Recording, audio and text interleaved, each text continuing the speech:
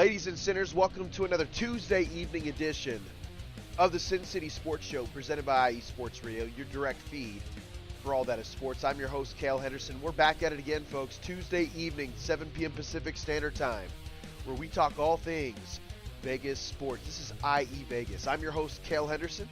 You guys can get at us on our Twitter forums at SinCity_IESR, at Cale_Henderson, where we talk all things Vegas sports. And on my personal, I talk everything. And it's shit about everything because that's just what I do. I try to be positive, but it is what it is. And I'm a Raiders fan too, so positivity isn't necessarily a natural thing. You got to work on that. I think I do better than most, but I could do better. In general, got a lot to talk about today because it is week 1 of NFL, folks. You heard it here first. Well, probably not here first, but you heard it here. Week 1 is underway this week, Thursday night. Oh yeah, NFL is back, baby. And we had a great week of college football. UNLV had a great start to the season, right? Barry Odom and the UNLV Rebels, great start. You gotta love it, man. Lady Aces, absolutely killing it. Lady Aces have been just dominant since, 2 years ago. Almost unbeatable. It's just the way it is in Vegas right now, man. The only team we really need to pick it up right now is the Raiders. Period. Everybody else doing their job. Everybody else is doing what they're supposed to do. What Vegas expects them to do. We need that from the Raiders. We might see a victory. Can the Raiders win their 7th straight victory over the Broncos this week? We'll talk about it in a short clip, but I also want to touch base on, guess what? I got a fantasy team for the first time in like 3 years. With IE Sports Radio, I have a fantasy team, and we're going to go over those picks. I'd love your guys' thoughts on my picks. I actually have a pretty good team, but it's not like a really good team, like blatantly in-your-face good team.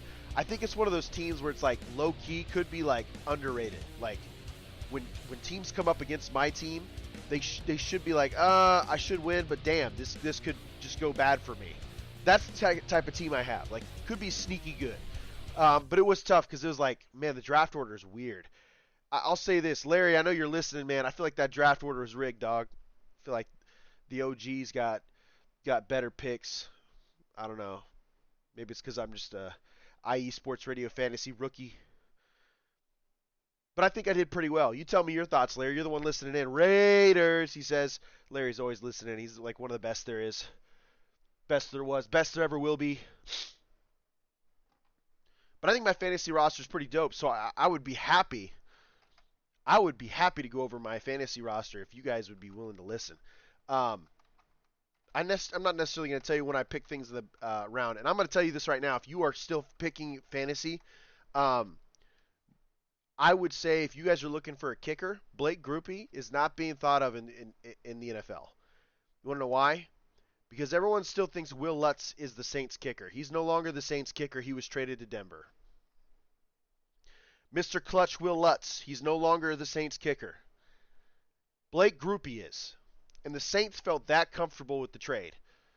That comfortable with the kid because he made a bunch of 50-yarders in preseason. They felt so comfortable with the kid they decided to give him the starting job. So Blake Grupe, if you guys get a chance, go out and get that boy. I think he's going to the New Orleans Saints are going to put a lot of points on the board this year. And if that has any correlation because the offense is really, really special, and I hate to say this, we know Derek Carr has had his struggles in the red zone throughout his career, but let's be honest. Was that Derek Carr or was that the team around him? It could be both, but I would venture to say the offensive line just kind of got tarnished in the red zone more often than not. So they didn't score as often as they should. But if they do reach the red zone, that means a lot of 30 and 40-yard field goals for Mr. Blake Grupe. And as long as he does a good job, he won't be looking for a new one. But I don't think that the New Orleans Saints trade Will Lutz. I don't think they trade Will Lutz if they don't feel comfortable with Blake Grupe. So we'll talk about him later. I thought I had a pretty good fantasy draft. Pretty excited about it. UNLV Rebels football kicked off their first Saturday, September 2nd, with a win against Bryant. You might as well have said school of the blind. But still, 44-14, Barry Odom opens with his first W. You can't be upset with that. Brumfield is still kicking ass and taking names as the starting quarterback for the Rebels. Brumfield, I think he was 11. He was 16 of 18, 86 yards. He did have an interception, but the big thing was on the ground, man. Like, he actually did a great job running the ball. 771 and a touchdown. So very interesting. But it makes you wonder because they did lose a couple receivers from last year's high scoring offense before they got injured. Barry Odom's defense seemed to answer, right? You still gave up 14 points against Bryant University. Again, I don't know much about Bryant University. Um, I mean, looking at their schedule, I think they're Ivy League from what I see here. Play Princeton, Charleston Southern. They might be Ivy League. Either way, Holy Cross, yeah, I think they're an Ivy League team. I could be wrong. But UNLV either way, they start with a strong win. You can't be upset about 44 to 14. That's dominant. Unfortunately, there's no running clock. Those new unis look kind of dope. The all reds, the Nike, they look pretty dope. I like them. I like them a lot. I do like when they go that charcoal gray too, with that metallic helmet. I think the Rebels are doing some nice things with the swag department. Should make it easier to recruit, especially with that new $40 million football facility they have. If you guys get a chance, I'm not here to necessarily promote another channel, but if you guys want to take a chance, if you guys want to look at the UNLV, you listeners here in IE Vegas, want to look at UNLV's new facilities, make sure you go to Kioski. It's Kioskio. Sorry, Kioski. Yeah, Kioski. It's a YouTube channel. They legitimately travel the U.S. and they look at all sports facilities, especially if they're updated and brand new. UNLV did one. I think I watched one about a year or two ago. Fantastic facility. $40 million facility for a smaller Division One program. That $40 million will go a long way, and I think it'll help them. And they should get help because they're probably going to be a Pac-12 team soon. By the way, is Pac-12 basically going to be Power 5? Are they going to be Power 5 or are they going to be like, what do you want to call them? Group of 5. I think Pac-12 will be Group of 5 after this year because they're losing everybody. And I mean, they're losing everybody that matters. The exodus is crazy. And the reason why I talk about the Pac-12, I know it's not my region, but I think UNLV will be a Pac-12 team. They don't fit in the Big 12 with the way that's going to look. The Pac-12, it wouldn't surprise me if the Pac-12 says, you know what, we got a bunch of universities around here that have decent programs. What if we just go out and get them? But it feels like they'd be more Group of 5 instead of Power 5. I could be wrong because I honestly think that the college football landscape in general, you're going to see 3 conferences sooner or later. And I do believe that the ACC and the Big 12 will sooner or later team up because the Big 10 and the SEC are just way too big at this point, especially when they finally expand. They're just huge. And they have all the marquee names, man, like all of the major blue chip programs. Major. Don't get me wrong. FSU, Clemson, they're still great in the ACC. Miami, they're still a blue chip program, but they're not the same names as Ohio State and Michigan. They're not the same names as Alabama, Auburn, Georgia, right? LSU. Like none of those hold a candle to those conferences, and I don't know, man. Especially after last week, man. How do you let Duke beat you, Clemson? Regardless, this conference realignment thing is huge, and I feel like there's just going to be 3 super conferences, and we're not even going to be looking at Power 5. It's just going to be Group of 5. Right now, it's Power 4. I wonder if they'll change the name to Power 4 next year. Larry, you're listening, man. What are your thoughts? Are we looking at a Power 4, Big 12, Big 10, ACC, SEC, and then basically the western part of the United States is just kind of left out of there? Like its own little Pangea, right? I think it's crazy. It's unbelievable. And UNLV could very well be another Pac-12 team. UNLV, San Diego State, San Jose State, those could all be Pac-12 teams. I think, let's see here. I think like teams like Fresno State, they could be a Pac-12 team. That makes sense because of the geography, right? Would they make enough money for the Pac-12 to get those big TV deals? I doubt it. I highly doubt it, but that's what they have to go for. They have to go for players like that. They have to go for teams like that. And UNLV could be an up and coming team, especially in that Vegas market. As fast as it's growing as a sports market, it could be one that could help bolster a conference that needs bolstering. Will they be able to find the athletes to fill that void? I don't know. It's tough. But listen, how many high school athletes are there? How many high school football players are there? Look, I'm a coach. I'm an assistant coach for a freshman and sophomore team in their inaugural year, like their very first year as a brand new school. I'm a freshman coach. We have 65 kids. 5 of them are sophomores. So we have 60 freshmen. Now that's just our program. Now imagine every program across the United States of America. There are thousands, I mean thousands of high school players. You're telling me every one of them guys are getting scouted properly? There's no way. There's a possibility that these San Jose States, these San Diego States, these the UNLV teams, the Fresno States of the world, there's a possibility they find some serious gems, man. And you can tell when some of them go undrafted and they make it in the NFL, right? Division two teams, man. How many of those Division two teams get brought up to D1? Or maybe them 1AA teams get brought up to D1 and are now group of 5. I don't necessarily love the expansion idea, but I do think that there's a lot of programs that are going to benefit and grow because of it.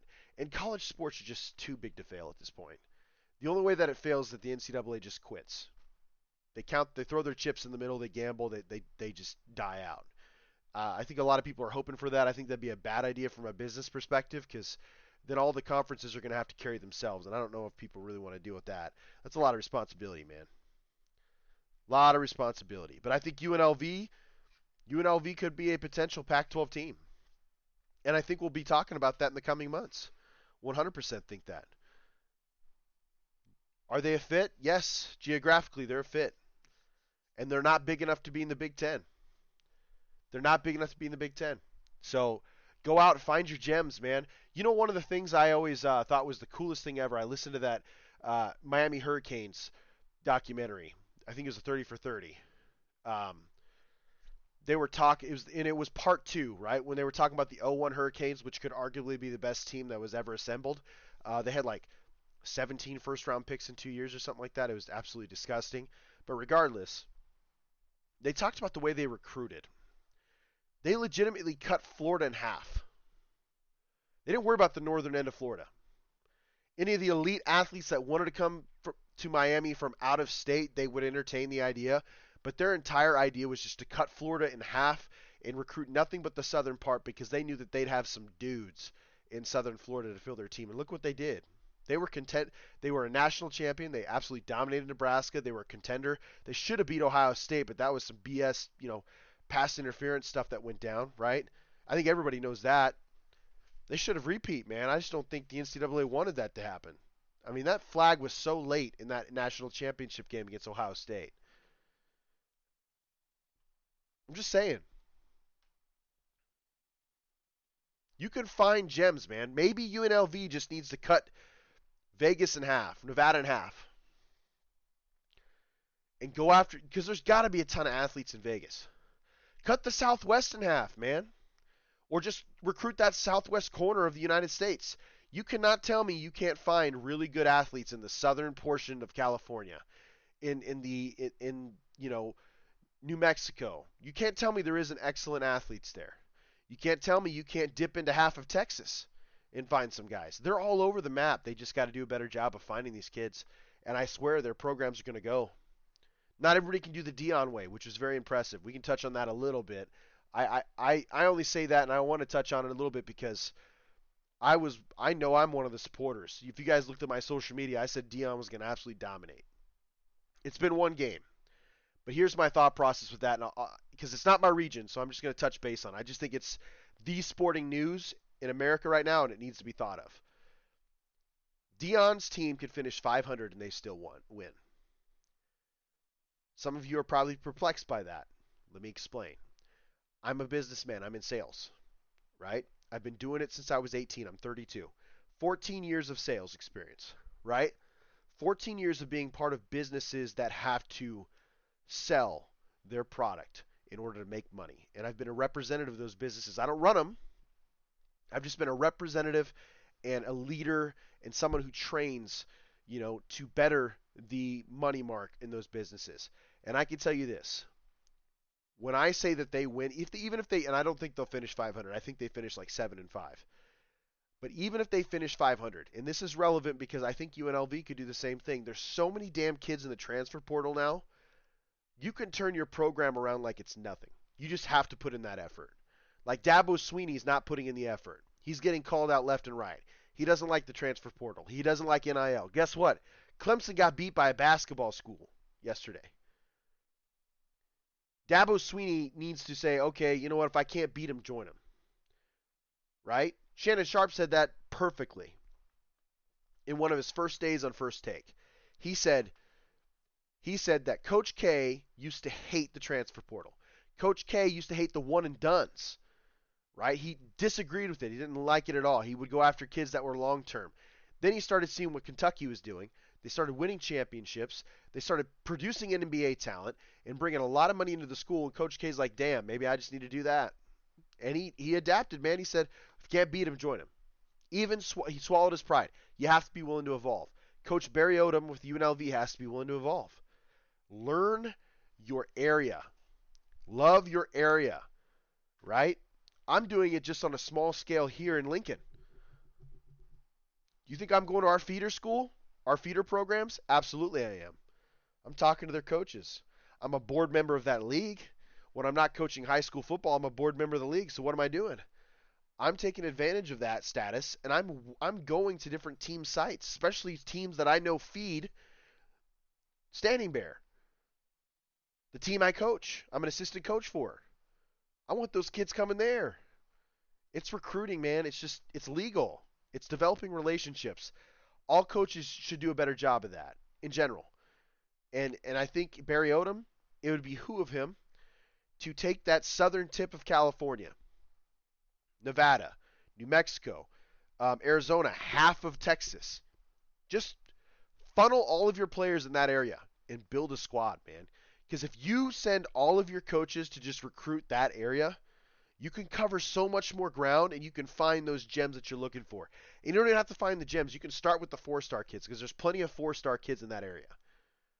Imagine if those 4-star kids didn't go to Arizona State because they didn't want to play in the Big 12.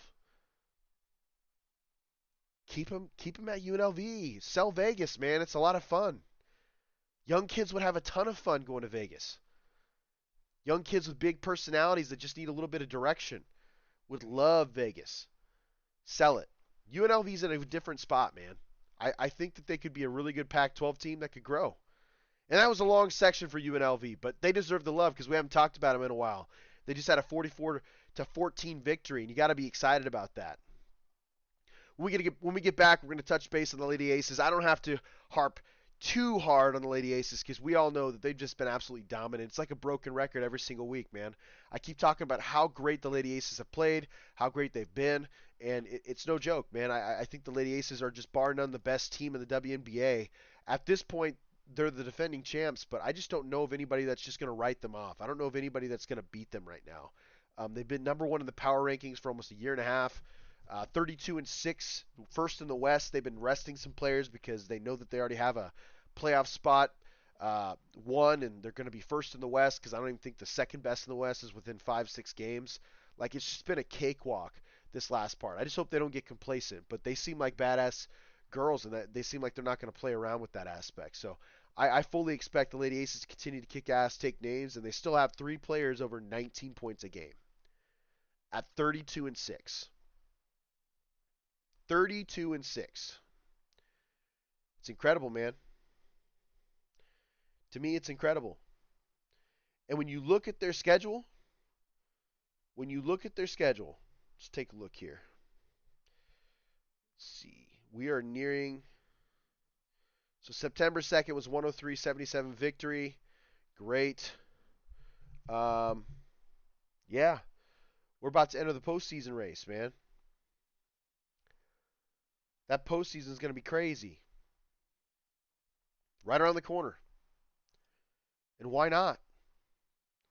They play the Mercury on the 8th, 9 p.m. It's on Ion, too, if you guys want to catch that game. 9 p.m. The Phoenix Mercury, they're 9-28. Good Lord. Do you even have to send AJ Wilson out there? I don't think so. Brittany Griner's back, though. Brittany Griner's playing for Phoenix. That should be interesting. Regardless, what are we talking about here? Lady Aces are absolutely dominant. They're kicking ass, taking names, and nobody can say anything different. Absolutely crushing it. And I do think that they're going to win it all. I truly do. I think they're going to win it all. Let's look at they're first in the Western Conference. Great. Cool. I mean, we've been talking about that for a while. Schedule, roster. I mean, the roster's been excellent year in and year out. Let's see here. Check here. Tickets are basically sold out for their games in the playoffs. So I'm wondering if they cut off sections, because I do see a lot of open seats in those games. But I'm wondering if they cut off sections and just sell the crap out of those specific tickets. Either way, man, they're the defending champs. They can't be beaten. I just don't see it. I think they win twice, and they could be going for a dynasty. What's a dynasty? There's a good question. What's considered a dynasty? Is that 2 in a row? Is that 3 in a row? Is that 3 and 4 years? How does a dynasty work? Can you guys give me some enlightenment on that? How about you, Larry? I know you're listening. When we get back, we're going to dive right into what's happening in Vegas. We got some Raiders news because the Raiders cleared up some cap, and they have a first game coming up. Also, as always, there's some drama, and it was all from Chandler Jones, a veteran, who's just not happy with some things that are going on with the Raiders right now. Things that we've been talking about for weeks and months here on the show. And it's right ahead of the first week 1 matchup against the Broncos, where they could win 7 straight against the Broncos. When we get back here on the Sin City Sports Show presented by IE Sports Radio, your direct feed for all that is sports. Hello, sports fans. It's me, your boy Larry B, and I want to walk you through the world of sports. No, not just the mainstream major TV deal type sports, although those are important too. But let me be your guide through your journey of all sports, from college to the pros, the minors, and everything in between.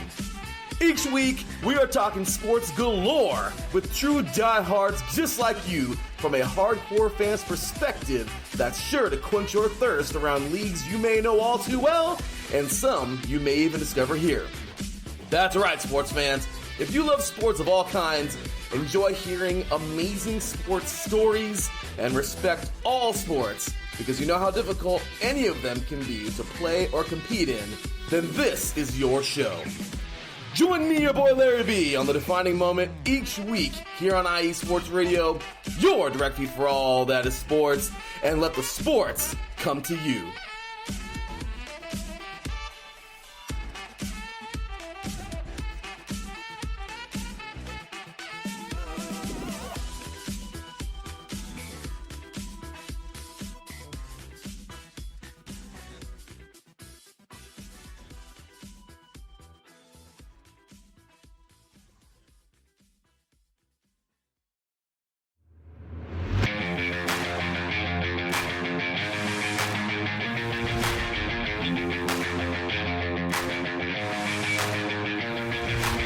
What's happening, sports fans? Are you a fan of Southern California sports? Are you looking for a show hotter than a hot summer day in California? Then look no further than the SoCal Supreme Sports Show, where I talk about all things Southern California sports. That's right, all sports teams from Southern California. From the hard-hitting tackles of the NFL, to the killer crossovers and big three-pointers of the NBA and WNBA, to the grand slams of the MLB, to the bone-chilling goals of the NHL, and to the booming kicks of the MLS. The SoCal Supreme Sports Show has it all for you. Oh, and let us not forget about the college sports as well. So join me, Taryn Rodriguez, every week here on IE Sports Radio, your direct feed for all that is sports.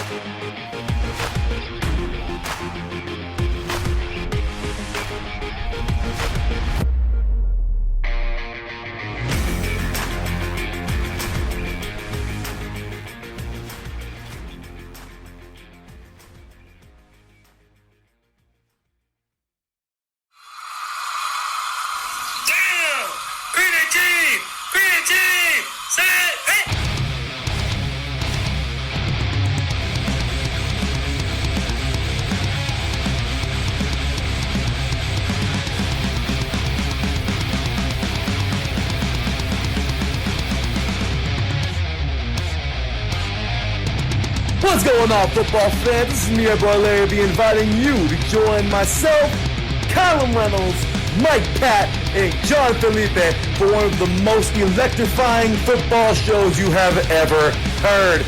3 and Out, right here at IE Sports Radio. Recap of the week before, a preview of what's to come, and of course, 3 hardcore head-to-head prime-time face-offs each week. You don't want to miss it.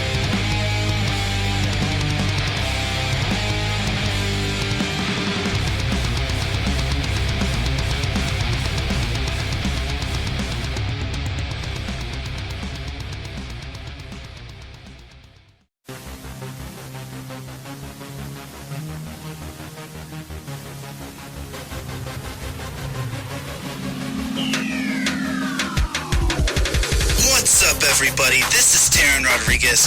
Are you a fan of volleyball? Are you a fan of Thunder Spikes? Then I have the show for you, Set Point, where I cover NCAA men's and women's volleyball, high school boys and girls volleyball, beach volleyball, and even professional volleyball. Catch the action every week here on IE Sports Radio, your direct feed for all that is sports.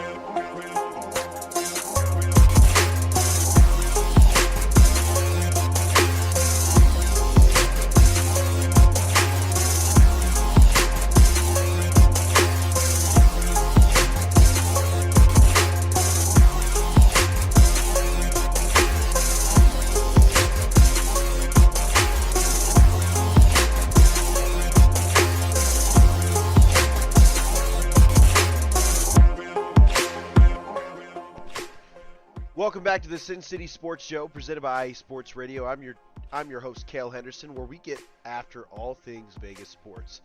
We've talked about the Lady Aces. We've talked about UNLV and their kickoff to the season, which was actually really badass, by the way, 44-14. Lady Aces 32-6, first in the West in the WNBA, and they are kicking ass, taking names, waiting for that playoff schedule to come out. Their next game is on the 8th against the Phoenix squad. We're not playing around, man. Not playing around. And I think the Lady Aces squash them. I would hope they sit the girls. I would hope they'd sit the main roster and that they're really watching reps there, because the last thing you want to do is get one of them hurt before you go on your run. And this is legendary, man. I think the Aces, like, what was that question? Is it what's considered a sports dynasty? Let's Google that real quick. What's considered a sports dynasty? Individuals dominating the sport in the league for an extended length of time. Some leagues usually maintain the list of dynasties, often as part of the Hall of Fame, but in many cases, whether a team or an individual has achieved a dynasty is subjective. Okay, that's fair enough. So, classifies as sports excellence over a period of time. That's all we're getting there. That's kind of crazy. And maybe it's just there's just no defined version of what a dynasty is. That just like dominance? Doesn't necessarily have to be championships. Maybe that's just like what, dominance from a team for a certain period of time. If that's the case, I think we should give the Lady Aces a nod. I truly believe they're that good, man. I think we see a dynasty brewing. I think they win the championship this year, could contend next year, win it again or something like that. I mean, I think you're looking at a dynasty. And that's huge. That's great, especially for women's sports. When you got folks out there that are trying to like really promote women's sports and make it bigger, better, marketing greater, sell more. I mean, I just think it's a great idea. Perfect.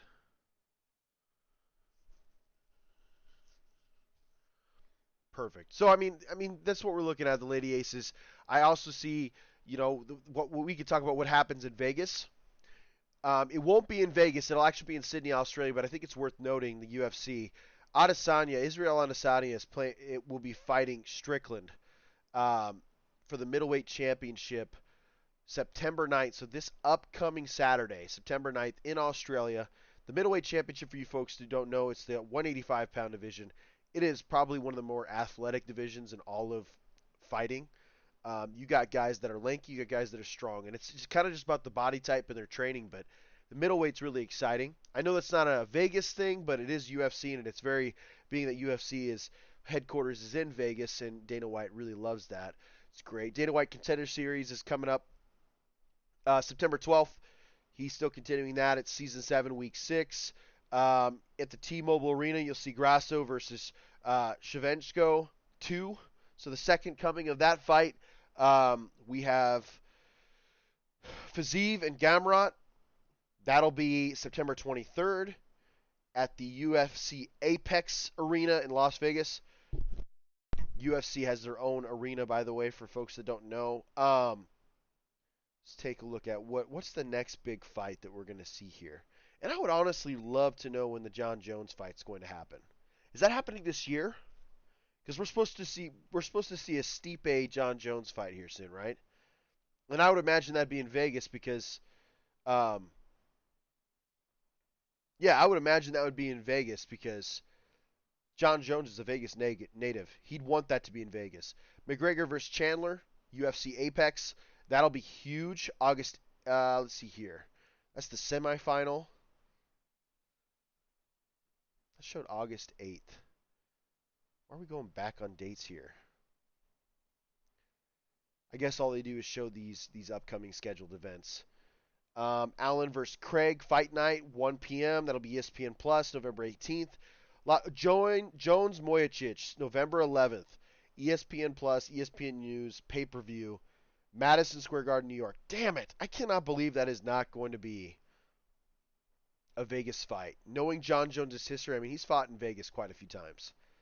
That's kind of crazy. But it is not the grandest stage of them all. What do they call the Madison Square Garden? I mean, it's the Garden, right? You know, one of the first events I ever saw in Madison, well, coherently, right? Because obviously I used to watch some Knicks games from time to time. But one event that I watched when I was a kid, and I remember it to this day, I had a birthday party, and I always, my birthday's always, it's at the end of January, and it's always a weird date because you either have like the AFC Championship going on then or whatever.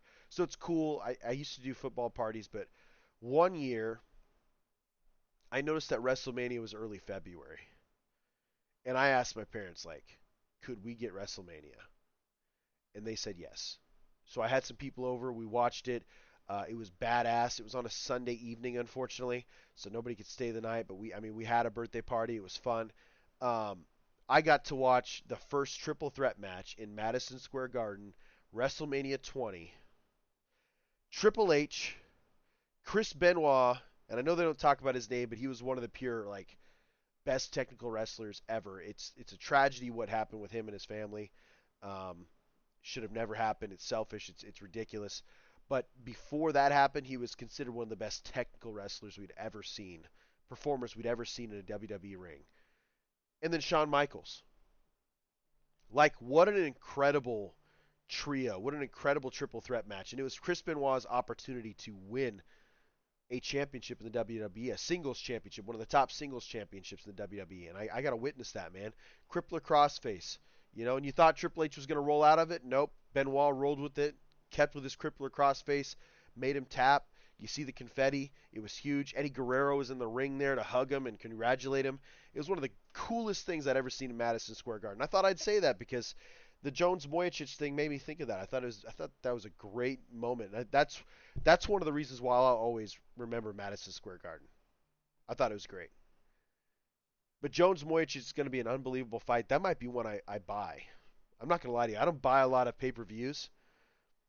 I usually try to find a way around that because I'm a bit of a cheapskate. But that would be a match I would love to see. Because, listen, Jon Jones was absolutely dominant. Jon Jones was absolutely dominant against Cyril Gane. Do I think he'd be that dominant against Moyachich? I don't know, man. It just depends on what kind of shape Moyachich shows up in. He looked like he was a little long in the tooth Part of the reason why he backed off a bit and maybe consider retirement. I don't, man, it's going to be a great fight, but is John Jones just really that bad of a man? Here's something to think about, what people don't realize with John Jones. And I know I'm extending this a little bit with the UFC, but what's crazy about John Jones is he walks around at like 240, 250. So he's always walked around at like heavyweight. And when I say walk around, like he doesn't cut weight, right? He's just himself. He's muscle. He's a little bit of fat or a little bit heavier.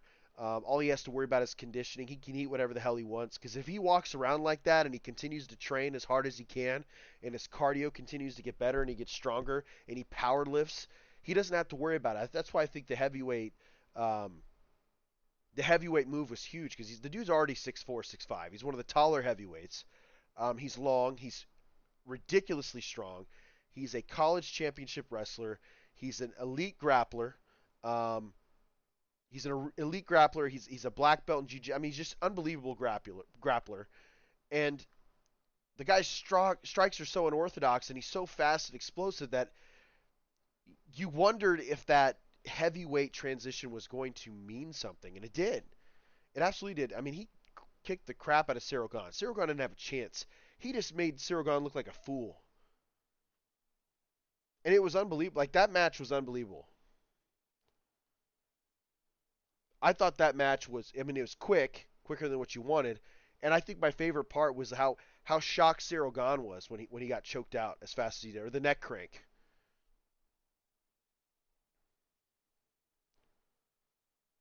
I thought it was amazing, and I think Stipe Miocic is going to give him a much bigger challenge.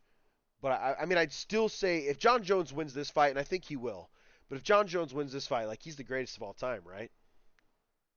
I know we talk about that a lot with a lot of athletes, but dude, like, if you put that man in a room with like some of the most elite fighters, maybe even like, I don't know, some of the most elite special forces members in the world, I have a good feeling John Jones still comes out alive.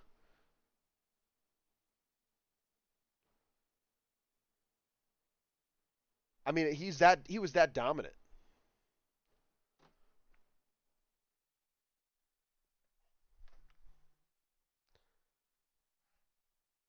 I'll say this.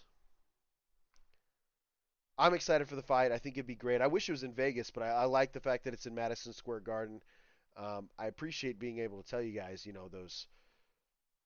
those thoughts. While I'm, this isn't a great segue. Talking about dramatics, right? Because there's always a dramatic finish in the UFC. Here's dramatics for you. The Raiders are they're heading into week 1 against the Broncos. They have the ability, they have the opportunity, I should say, and they do have the ability, but they have the opportunity to beat the Denver Broncos for the 7th straight time. You heard this right. They could beat them 3.5 years, for 3.5 years essentially. 3.5 seasons. Straight. That's how bad how far the Broncos have fallen. Right? This is what happens on the week the Raiders sign. One, this isn't dramatic, but it's telling. The Raiders reworked Jimmy Garoppolo's contract to free up $17 million. What's their plan with that money?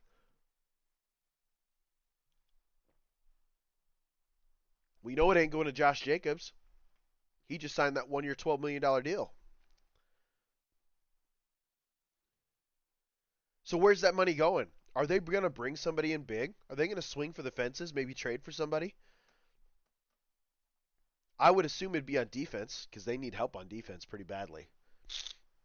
Like, the depth on defense is still really bad, guys. But it's not dramatic. I'm just letting you guys know what happened. It's an update. They reworked Jimmy Garoppolo's deal to free up $17 million in 2023. Why would you need to do that during the first week of the season if you weren't planning on doing something big with that money? What are your guys' thoughts on that? I'm sure it's for a defensive player. I can't think of any other reason why they'd look to trade for somebody, or why why they'd clear up cap space. They're looking to trade and sign to an extension a really, really good defensive player.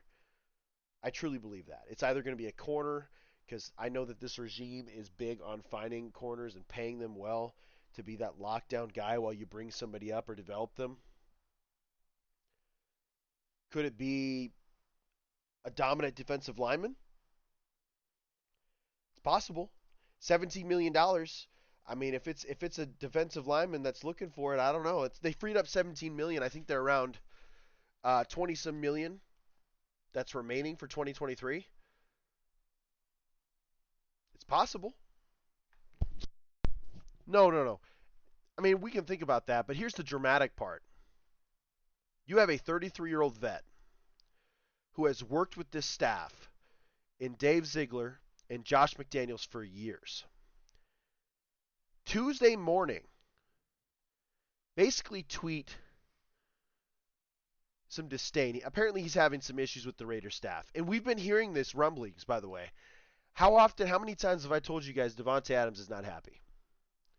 Like, he's being cryptic and he's being professional, but how many times have I told you guys he's not happy? He gets traded to the Raiders, he gets paid, under the assumption that his best friend's going to be there throwing him the football. That's not happening anymore. Jimmy G's just now throwing the ball, like the last 3 weeks. He wasn't available most of camp. Not in a way that was healthy and ready, dealing with a foot injury and a shoulder injury. Davante Adams is looking at this team and, like, at that time, Josh Jacobs wasn't part of the team.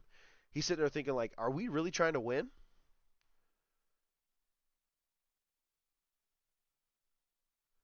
I'm just saying, like, I told you guys months ago that there's some disdain going on. The way that they shipped Derek Carr off the way they did.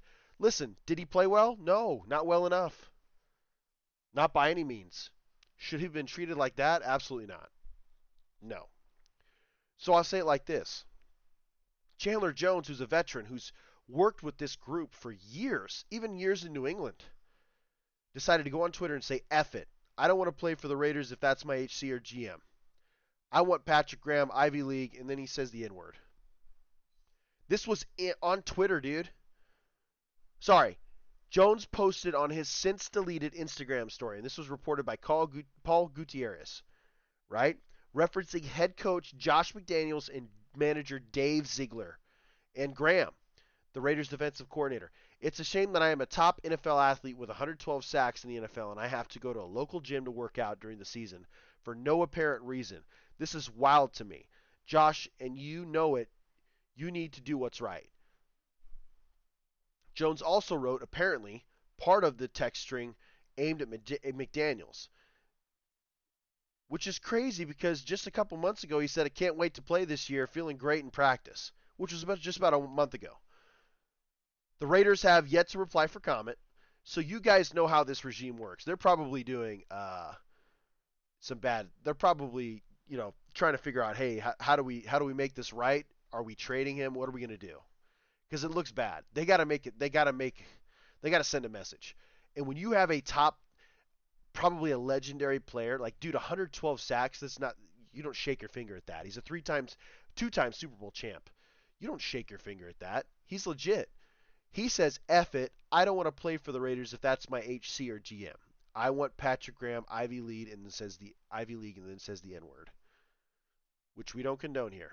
I just said the N-word because I absolutely hate that. Pisses me off. He says it on his Instagram, dude. What is going on in Las Vegas? And it's the week of a game, man. Your opener against the Denver Broncos, a rival. Sean Payton's coming to town. I don't know, man. It's just not a good time for this type of stuff to happen. And only in Raiderville would this happen, by the way. Only in a Las Vegas Raiders uniform would a coach get outed for emails when he was blatantly obviously set up by the league, by the way. Those emails were leaked by the league. Only in Las Vegas would a dude get arrested and cut from the team because of manslaughter charges or vehicular manslaughter charges. Only in in a Raiders uniform would a guy, some dipshit with a gun, waving a gun on social media, get cut. First round picks, by the way, those two guys I'm talking about. And then John Gruden, the head coach of the Raiders for the second time, but was also a massive ESPN talent and massive ESPN Monday Night Football analyst when he sent those emails. Guys, by the way, that was 12 years ago, just in case you guys didn't know that. So a long time ago did all this stuff happen. Only in a Raiders uniform would all this crap happen. And now you have one of your team captains from last year, a guy you decided to bring in on a 3-year, $51 million deal to bolster your defensive line, who didn't play very well last year, is going on social media the week of your first game in the 2023 season and just saying, F it, I don't want to play for these dudes. This is bad, man. I don't know what to tell you guys. I think we're going to see some crap unravel for this regime. And I don't know how married to Josh McDaniels Mark Davis is, but when Mark Davis, he's got to be putting the pieces together, right?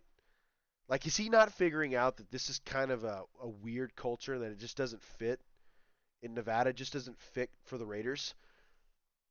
You guys know who I wanted hired. I said Jim Harbaugh. I was pounding the table for that dude. When Jim Harbaugh was questioning whether he wanted to go back to Michigan, I was saying throw the Brinks truck at that dude. Because everywhere he goes, he wins. Look what he did with San Francisco and Alex Smith, for that God's sakes. The guy was he was on his way out of the league, and he revitalized his career. Turned him into a Pro Bowler again. Made Colin Kaepernick look amazing for years. Bring Jim Harbaugh. That's what I want, man. So if this doesn't work out, I hope we go after Jim Harbaugh. Because otherwise, I don't really see a ton of great candidates out there that can come in and just change the organization. I don't know, man. It's looking rough. Other than a winning season, I'm serious, guys. If Josh McDaniels does not have a winning season this year, and when you look at this schedule, it's pretty effing brutal. Like, it's considered the sixth toughest schedule in the league if you factor in last year's playoff teams. And a lot of that has to do with we're playing in the same division as the Chiefs, the Super Bowl champs.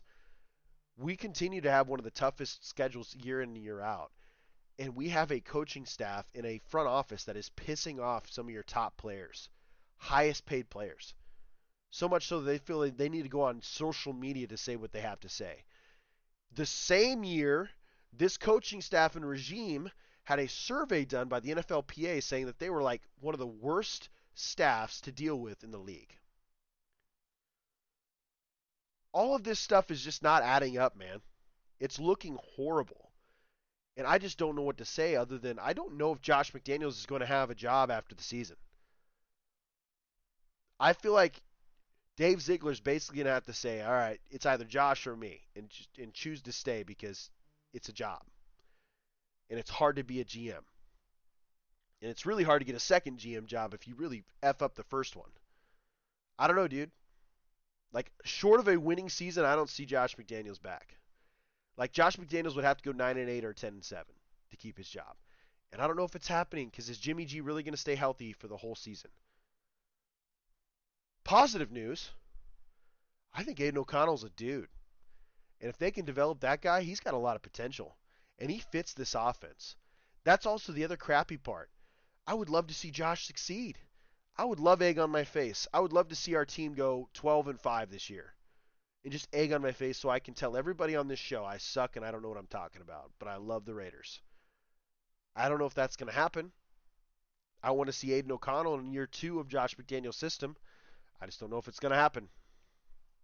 And when you got star players going on social media saying the crap he said with expletives like that, something's going down. And now it's being reported on ESPN, so it's public, man. It's like all over the news. What are the Raiders going to do? Because they've declined to comment so far. So how are they going to handle this the week of your first game? It looks horrible, man. It looks absolutely terrible. And I don't know how else to say it. Closing part of the show, I told you guys I'd talk about my fantasy team here on IE Sports Radio. Larry, you give me your opinion, man. When you look at my fantasy team, I feel like this is like a sneaky good football team. And here's my thoughts behind this team. I think people are going to be like, I don't know if this team's going to be very good. And then they're going to play my team and be like, damn, this team could actually upset my team. That's kind of where I'm at with that. So here's the only bad part is I feel like everybody on my team has got a gauntlet of a schedule this week, with the exception of Aaron Jones. Aaron Jones and Green Bay play Chicago. Chicago's ass. Sorry, Adam. Chicago's booty. I selected Joe Burrow as my quarterback. I think he's going to have a hell of a year. You have all of your receivers coming back. You have a revamped offensive line. Joe Mixon is healthy. And if Joe can stay upright and he can stay healthy, I feel like he's going to have a baller type year. Like 38 to 40 touchdown passes and maybe a couple rushing touchdowns. I truly believe Joe's going to light it up. Because he's got Jamar Chase coming into his third year, who's completely healthy. Jamar's just a different animal. Tyler Boyd. You got T. Higgins, who just got paid. Trying to think. Is it Hayden Hurst? Who did they sign? It was a tight end. They brought him in. He's really good. They revamped their entire offensive line to get better. Joe Mixon's a stud. I just feel like that whole offense is stacked, dude. Absolutely stacked. And the defense is pretty damn good, too. Like, they're a top 10 defense. Some of it has to do with their offensive efficiency. I think Joe's going to have a monster year. He's my quarterback. I picked Aaron Jones. They're going to feed him and A.J. Dillon. I think him and Dillon are going to absolutely feast. But Aaron Jones is the dude. He's been the points guy. He's been the yards guy. He's more elusive. He's more versatile. They use him in the passing game more. And they're going to probably feed these dudes. They're going to absolutely feed these guys. Because Jordan Love is going into his first year as a starting quarterback. His first couple games, when Aaron Rodgers wasn't feeling well or hurt, they didn't look too good. I think they're going to have to lean on Aaron and help those receivers grow. Christian Watson, Romeo Doubs. They need to let those guys grow. The only way you're going to do that is having a great run game. Jamal Williams for New Orleans. I don't know if I need to say more, man. Alvin Kamara is out for 3 games. Jamal Williams was brought in from the Detroit Lions for a reason. I think the Saints are trying to run the football, man, establish an identity, and who better to give it to than a guy who led the league in touchdowns last year? Just saying. Not the league in yards. That was Josh Jacobs, but led the league in touchdowns. CeeDee Lamb was my first pick because I was like number 11 or something. We got to talk about that order. I don't know what that was, Larry. I don't think it was random. I ain't going to lie to you. Darren Waller's my tight end. I think he feasts in New York. Why do I think that? I feel like he's like the best weapon in New York right now, next to Saquon Barkley, of course. But passing weapon, it's Darren Waller, hands down. They're going to have to bracket this guy or he's going to feast. And Daniel Jones likes tight ends. So I picked him up. James Conner, he's their best running back in Arizona. Kyler Murray's not going to be available. Probably week 1 or a couple weeks. Figured I'd take him. I don't know.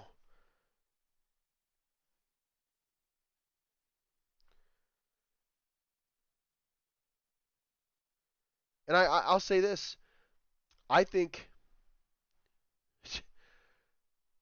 James Conner could have a really good first game if they don't load the box. But if I'm Washington, why wouldn't you do that? And Washington has a ridiculously good offensive line. Unbelievably good offensive line. Brock Purdy, I have him as a backup. He's going to, look at what he did in the last part of the season. I think he would have had great fantasy numbers if people had him. Why not? And if he's healthy and he stays healthy, that Niners team's going to go far because he's a facilitator of that offense. Like, he does a great job. And obviously, Shanahan knows what he's doing. Jonathan Taylor, I picked him up. I'm sure some people question that because he's physically unable to perform. No, he's just in a contract dispute. And sooner or later, he's going to want to think, well, I got to get paid. And he's got 2 years left on his contract. So I'm sure his agent's going to say, dude, just play this year out, ball out, and then hold out next year. Right? Because at this point, if you're going to take the fines, take them. But if they're going to waive them, come back. I picked up, and he's going to come back sooner or later. I don't know if it'll be this week. If he doesn't have it, that's great. I have 2 good running backs. As a matter of fact, I have 4.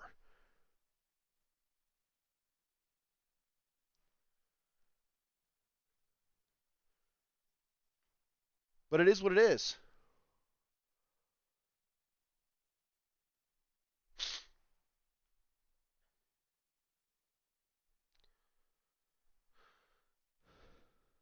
I think Jonathan Taylor will be good once he comes back. I have Javonte Williams with Denver. I should probably start him against Las Vegas because we all know Las Vegas is probably going to do a great job of allowing rushing yards if Javonte is really healthy. That's been his problem. He got injured last year, but he was about to have a major season, dude. I picked up George Pickens as a receiver. He's a backup receiver. Like, can you believe that? I have Garrett Wilson and CeeDee Lamb. George Pickens is going to feast in Pittsburgh. He's the number one guy.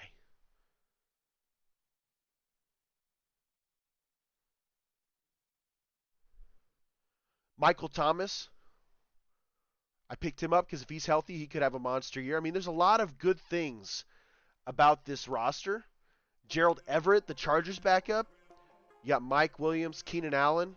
I don't know. He could feast, man. He could feast. He's a starter. And the good thing is all of these guys are going to play big roles for their team at some point in the season. So I'll be able to move them up and down. But low key, I think I have a really sneaky good team. Maybe not as flamboyant of rosters as other people, but